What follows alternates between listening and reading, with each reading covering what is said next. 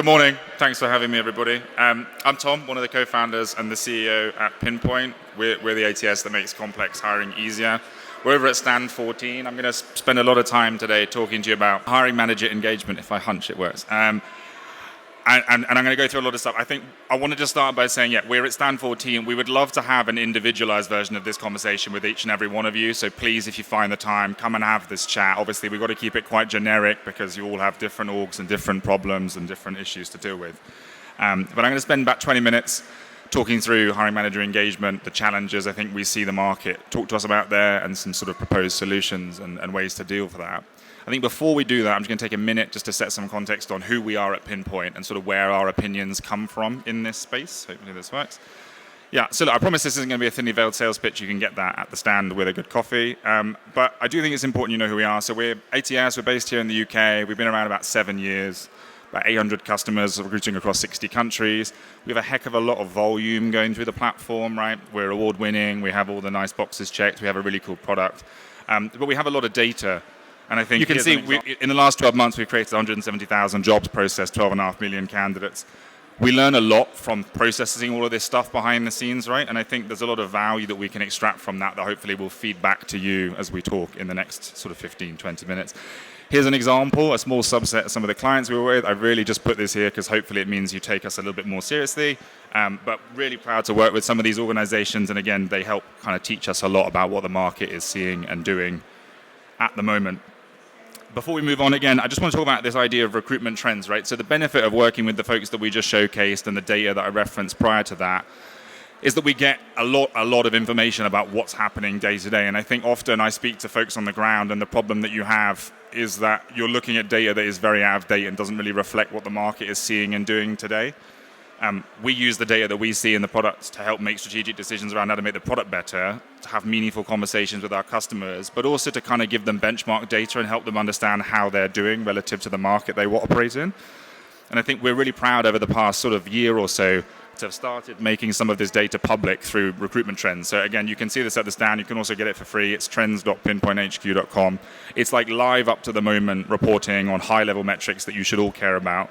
And what it'll allow you to do is go in and, there'll be some examples we won't spend too much time on, but go and see sort of how you're faring relative to the peers that you're working with and so on. You can really scope it down to your specific issues. So I'll stop talking about recruitment trends. I think let's set the problem, right? So alongside all the data, we also speak to all of you all the time, and we hear this kind of consistent problem, right? The thing that we hear time and time again and that stood out in the survey is only 12% of the TA leaders that we speak to day in and day out feel like the rest of the business has enough visibility around what's going on in their function. And that obviously isn't very good, right? It presents a big challenge.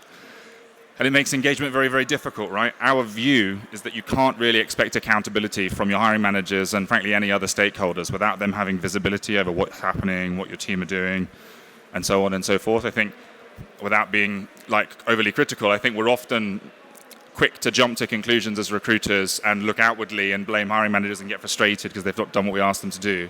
But we very rarely spend time up front looking at inputs and what are we doing to empower them and make their lives easier and give them the data and the tools they need to do their jobs effectively. And without that, ultimately the business is who pays the price, right? And so we kind of come back to this theme of what we call the black box, right? When we speak to people, when we speak to hiring managers especially, they'll describe recruitment processes and your recruitment org really as a black box, this kind of mystical creature, this beast that they don't really understand. They don't understand what's going on underneath it. They don't know what's happening and why.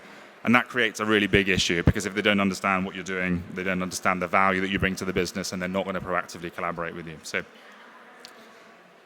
this plays out because what we see is hiring managers feel a lot of disengagement, right? And they feel the pain of that disengagement because they see poor quality candidates, or they'll complain about how long it takes to hire, and they'll complain about losing candidates late in the process. But they sort of don't see themselves as the reason that those things are happening. And bluntly, sometimes it isn't their fault. It often is, and we know that it often is. But when we speak to them, I think, the big challenge up front is just making sure we're addressing this visibility problem, right? And we're hearing this played out when we speak to clients all the time. I'm not going to read the quote, but Citizen M talk about accountability being really important and actually the hiring manager having as much ownership of that final decision-making process as anybody. And L'Occitane saying broadly the same thing, right? They need the hiring manager as much as the hiring manager needs the recruiter, and making that process much more collaborative is crucially important. I think hopefully we're all on the same page about the problem. Let's get to the good stuff and talk through some solutions, right? So I think I kind of break this down, and again, this is very high level, and we'll get into more depth on an individualized basis, but I kind of break this down into 3 key theme areas, right? We want to understand first what the inputs are and how can we keep it simple and remove friction for the hiring manager. 2, we want to make sure that we're using data to give context to the hiring manager and other stakeholders in the business, to iterate on process, and to make sure that we're holding people accountable. And then 3, we call it the ABC internally, but we want to always be building credibility, right? We want to make sure that you as an organization internally within the business are going far beyond just running the recruitment process and actually adding value to the business outside of the conventional TA role. And I think we'll talk through all of those in a bit more depth. So yeah, look, I come back to the point that I made a minute ago. I think starting on inputs always makes sense. It's easy to default to outputs, but we'll get to that stuff in a sec. I think first things first, and this seems blindingly obvious, and hopefully is blindingly obvious, but like make sure you're getting everything in one place, right? I think a lot of the time, hiring managers aren't actually just being given a simple way to do the job that you give them. Is your ATS, getting all of the data, your CVs, your notes, your comms, your interview notes, your scorecards? Is there one place they can go to get that? And is it trivial to go through that process, do the things that they need to do? Are you pulling in integrations data, or do they need to log into a different system to see background checks or assessments and other things like that? If you're not doing that kind of grunt work up front to make it easy for them, frankly, you're kind of failing them, and it's very difficult. What you're going to end up doing is spending lots of time trying to drive engagement into a very leaky bucket where they're going to give you your attention for 10 minutes. It's going to be prohibitively difficult for them to do their job, and then they're going to step back and waste everybody's time, right? So make sure we're doing the work up front to get everything that you need in one place. And I'd also say that, like, when we talk about keeping it simple and putting things together, people often sort of interpret that to mean we think hiring managers are stupid and you need to baby them. I think that's not really the message we're saying. Make it easy for them, but also make sure that you're making it easy for them to sort of gather context beyond the baseline things you're asking them to do. So is it possible for them to get reporting data? Is it possible for them to compare their performance with other hiring managers within the team or the business more broadly? If you're not doing that, again, I just think you're missing a trick. Second thing we want to do is make sure that we're removing friction, right? And I think, again, we work with a really broad range of industries, but we spend a lot of time working with what we would call a sort of desk and deskless workforce. So think of things like retail, hospitality, logistics, tourism, etc. And it amazes me how often we speak to recruiters who sit there in a desk with a lovely computer with all the tools and things that they need, and they just don't understand what the hiring manager experience actually looks like, right? And in reality, and we spend a lot of time with hiring managers too, often your hiring manager is like sat behind the bar looking at a candidate between pulling pints on their phone, or they're at a retail store looking on a 15-year-old tablet in between checking out people and things like that. And I worry that you don't understand the sort of experience that you're offering your hiring managers enough. So we'd really encourage you to start with like an audit and just like go and actually create a job, apply for it, and then go through that process as a hiring manager using the tools they use and the place they use them, doing the things that they do. And if they can't do the basics, if they can't compare candidates side by side, if they need to log into 10 systems, etc., you're just going to be causing them a world of pain. And so really make sure that you're going out of your way to do that. And once you've done that, think about structure, right? Are you creating scorecards? Are you being really clear about expectations when they are doing an interview or when they're assessing a candidate to move them forward? Because if you're not, again, you're kind of undoing all of the early goodwill you can possibly build.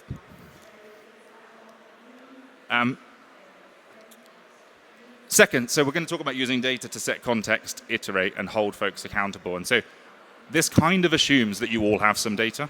And if you don't, you shouldn't really be listening to this talk, and you should go and get some data. And I think we can talk to you about that afterwards if you need help with that. But I think the problem that we often see is that actually organizations have a lot of data. They're just not leveraging it to do things that are actually useful. And so the default state that I would see when I speak to recruiters is often that what they'll do is they'll kind of look at this data and they'll think about how they can use that data to validate the role that recruitment is playing or to demonstrate how good they are at their job, when actually what they need to be doing is thinking about what's the value that we're delivering to the business and how can we teach the business lessons or kind of make process improvements. Yeah, so if you do have the data, I think the question is really about how you're leveraging that to empower the business to make useful decisions. So start with benchmarks. I think we can kind of hark back to the recruitment trends thing in a second, but I think one of the things that we find really interesting is this idea that often when we speak to organizations, they're sort of unconsciously incompetent, right? They sort of don't know what they don't know. And often your hiring manager doesn't understand whether what they're doing and the sort of role they're playing in the process is in line with market and you're offering a great experience, or if they're absolutely atrocious. And I think using benchmark data is a really useful way to kind of set that context and help them go on that journey and sort of bring that data into the business. As I said before, Recruitment Trends is clearly not the only place to get this data, but just make sure that if you are leveraging recruitment benchmark data, that it's relevant and that it's fresh, because I think one of the things that I would observe is, A, the market velocity over the past few years has been ridiculous, right? The rate of change has been incredibly high, and so what worked and made sense and was good in 2021 and 2 wouldn't cut the mustard now. And as we're now getting boring, starting to see interest rate changes, we're going to see huge ramifications in the labor market, we're seeing changes in unemployment, we're seeing changes in other arenas. And if the data that you're looking at doesn't reflect that change in market sentiment, it's going to kind of lead you astray, right? And so bring benchmarks into the conversation, and I think this is an example of time to hire. And we often see this huge delta even within an organization of time to hire from like team to team. So you could be a franchise outfit and you could have 2 different franchises in London, and one of them has a 50-day time to hire and one of them has a 20-day time to hire for the same type of role. And I think often they're not even aware of that. And so benchmarking is valuable because it allows you to kind of hold yourself accountable to what the industry is doing. But it's also valuable because it allows you to kind of, like, name and shame is the wrong way of framing it, but sort of demonstrate what's possible with the same constraints and the same tools. And I think you'd be surprised how often that makes a really, really valuable difference. The other thing that I would say is really important when you're bringing this sort of data into the business is to make sure that you're doing the job of translating data to insights, because often I think an uneducated consumer of this type of data can interpret it wrong. And so, for example, you might have an organization that has an absolutely terrible time to hire, but has a really high offer acceptance rate, and the team will use that as an argument that everything's going great and they're all doing really well. When in actual fact it's worse, because what they're doing is all of the really strong top-tier candidates aren't tolerating the time to hire and are moving into other roles. And your offer acceptance rate is so high because you're only seeing candidates that are sort of scraping the bottom of the barrel and will take any job that you give them. And so you need to make sure that you're looking at all of these things with broader market context rather than just in isolation. Second thing is candidate experience, right? Like, we need to make sure that we're really heroing the importance of candidate experience to the hiring managers themselves. I think, hopefully, I don't need to convince all of you of the importance of hiring manager and candidate experience. But hiring managers often don't see it. They see it as just an inconvenience. They're busy people. And I think we've been really surprised how even basic data, so stuff like this is candidate experience surveys. This really, really, really educates the process, right? If you're getting feedback from candidates and they're telling you that this went well or this went poorly or they were unhappy with this, it does a couple of things. So one, it gives you the ability to share that data without it being overly critical, right? It's someone else's feedback and you're bringing that into the conversation, and it'll often allow the hiring manager to understand the impact of a poor candidate experience much quicker than anything else you could do for them. But 2, it's a really big opportunity, like we sort of alluded to before, to gamify the whole process and to have hiring managers compete with one another, because often there's this huge correlation between candidate experience surveys and some of your other reporting metrics. The last thing I'd say on candidate experience stuff is just that it's really important to understand that this data set, you shouldn't be scared, basically, is what I'm trying to say, of asking for candidate experience feedback. We speak to lots of recruiters, and their default position sometimes is, if I survey my candidates, they'll tell me that they hate me because I rejected them from a job, and then that will reflect poorly on me. I don't think that's the sort of prevailing narrative, and I think there's a lot of value in that data, and if you frame it and use it to educate, it's really, really valuable, and you'd be missing a trick if you don't. We need to use data to showcase the impact of the hiring manager, right? I think, again, we all see this frustration of a hiring manager level of engagement, but often they don't really understand where they're falling down or why the behavior that they're bringing to the table is sort of ruining or damaging to the recruitment process, right? They might be scheduling difficulties, they might be taking too long to complete reviews, candidate experience feedback might be negative, or there might even just be very high-level misalignment between the job intake they asked you for and the job they actually want. And so making sure that we're just bringing reporting to the table and showing them this kind of stuff at a job level is really, really valuable because it allows you to kind of turn what is often a one-way conversation into hopefully like a feedback loop, right? And it allows you to show them, hey, well, you can see where the bottlenecks in the process is, and you can see that you guys are taking too long to do X and Y, and that's having this. We love a metric called candidate wait time, so CWT. And candidate wait time isn't how long is it taking them to move through the process, but it's how long are they waiting between each piece of communication from you. And like we hold our hiring managers very accountable to candidate wait time, because even no news is news, and in a candidate market with very high expectations, we want to make sure that we're kind of constantly delivering for those candidates. And so there's a lot of things that you can be doing, but the point really is that there's this really, really, really strong correlation between hiring manager engagement and better quality of hire, better retention, better post-hire performance, and so on. We talked a little about job intake, but I guess the point I would make here is that I feel like if we go back to the inputs piece, this is often where everything falls down. We're not spending enough time up front with the hiring manager who is the subject matter expert, actually understanding their needs and sort of coaching them through that process. I think there's often a lot of ambiguity, right? And what we like to do is use stuff like this. So this is a pass-through graph to sort of talk to hiring managers and go, well, hey, this is what you told me that you wanted. This is what we're giving you, but you're not moving them through the process. Why is that? And actually sort of coaching that out of them, because often it's just really basic but quite ambiguous stuff, right? They might have a different definition for what startup experience means to you. They might have a different definition for what a piece of skill is. They might think about something differently. And so what you want to be able to do is kind of articulate where the process is falling down and use that to loop back right to the beginning of the process and make sure you're asking the right questions and gathering the right data. Thirdly, I think once this stuff starts to go well, my argument is that TA should have much more of a strategic role in the business than it used to, and I think we see that as a big part of our mission at Pinpoint. And so what we want to be doing is giving you the data and the context and the tools to sort of build much more credibility within the business. I think it's often a very reactive function, and our argument is that it should be exactly the opposite to that. And so, yeah, like we want to be building credibility and using the information that we have to demonstrate value. There's a bunch of ways that we can do that. I think I won't labor the recruitment trends point too much, but leveraging external data is really valuable. And again, beyond recruitment trends, thinking about compensation data, labor market insights data, and otherwise, like how can you bring that to the table, A, to help shape the recruitment process, but also to teach the market what's happening in their industry outside of that process. I think we talk a lot about sourcing, and I think the biggest area where we see massively incorrect candidate assumptions is in sourcing.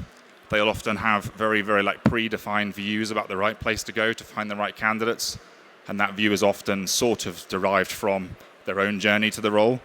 I think, as I say, the market has shifted a lot, and candidate behavior and expectations have shifted a lot. So what we want to see is you being really proactive with sourcing data and saying, hey, no, we don't need to use this job board or go through this channel or do this paid promotion. We can source candidates this way, and here's this approach, and here's why that's working. Sometimes you'll just be wrong, and you need to be able to own that. But a lot of the time, you just need the data to prove that this is the sort of correlation that you're seeing in the market, and making sure that you're bringing that to the table and making that iterative is really important. And then sort of one of my favorite pieces is this idea that there's so much value, in my opinion, locked up in each of your like brains and in your notes, in your systems and all these things that the rest of the business could really, really, really benefit from, but never gets access to. And so I think like when we talk about interviewing folks and we talk about application forms, and even when we talk about really cool tools like MetaView and some of the other sort of note-taking and video interviewing tools here, everybody I think that we speak to sees them as like a time saver. It's great that it takes notes for me. It's great that it does this. And those things are awesome. But actually, I think the real value in those businesses is like unlocking the stuff in those notes. And there's a load of things that you see and you hear when you interview folks on the ground around what they were doing at their previous business, what the competitors in the market are doing, projects that worked and didn't work, ways budgets are being spent, frustrations with previous employers. All of this data is like an absolute treasure trove for your hiring managers that helps them do their jobs better. And the problem is that you're often not putting the work in to sort of translate that notes into something that they can use. And sort of we think about it like, how can you make the recruiter an analyst and help them actually deliver like industry engagement? Because the second that you start doing that, the conversation with leadership and the conversation with your hiring managers completely changes from this very reactive, go find me 10 people to go do this right now, to we have this problem, what are other people doing, how do you think we can solve it? And I think if we start on that footing, things tend to go a whole load better. We'll talk a few case studies really quickly. So Citizen M did one of the things we referenced earlier. They love candidate experience surveys. They started reporting on a bunch of things, candidate experience feedback, but also time to hire, time to fill, and the number of candidates per hire for every one of their roles. And they did two things. A, they educated everybody in the business on what those numbers meant. And B, they showed those numbers publicly in every monthly management meeting, but also made them very widely available to the whole business. So that each, Citizen M is a hotel brand, each hotel can compare each other's performance with one another. And the gulf between that performance was absolutely ginormous. And what it allowed them to do is kind of then go and have proactive conversations, because the folks running the hotels with higher time to hire and with worse recruitment efficiency, A, were embarrassed, and B, understood that the problem wasn't the market, it was the way they were recruiting. And so they went and fixed that, and it's been transformative for that business.